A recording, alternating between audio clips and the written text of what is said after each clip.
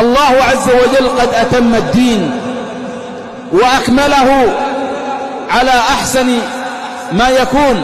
اليوم أكملت لكم دينكم وأتممت عليكم نعمتي ورضيت لكم الإسلام دينا.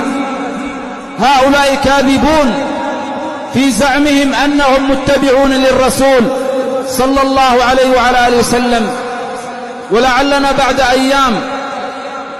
بعد أيام يسيرة سيقعدون فيما يسمونه بالمولد النبوي.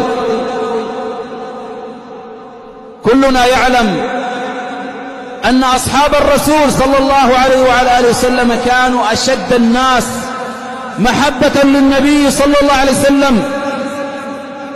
كان الواحد منهم يفتدي رسول الله صلى الله عليه وسلم بماله ونفسه وولده وأبويه.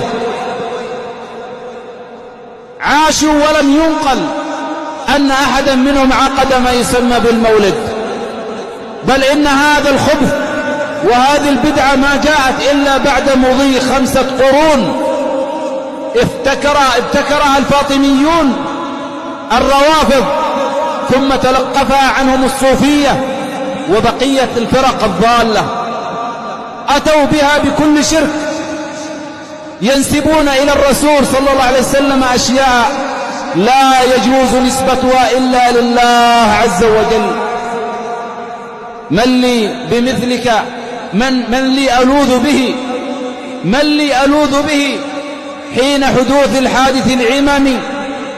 هكذا يقولون، من ألوذ بمن وأستجير بمن إذا نزل العذاب يوم القيامة.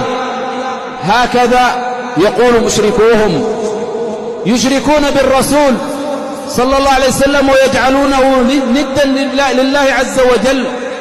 قام خطيب في عهد الرسول صلى الله عليه وعلى آله وسلم يخطب، فقال كلمات ومن ضمنها قال بعد: ما شاء الله وشئت يا رسول الله، ما شاء الله وشئت يا رسول الله. فقال النبي صلى الله عليه وسلم: أجعلتني لله ندا؟ أجعلتني لله ندا؟ قل ما شاء الله وحده.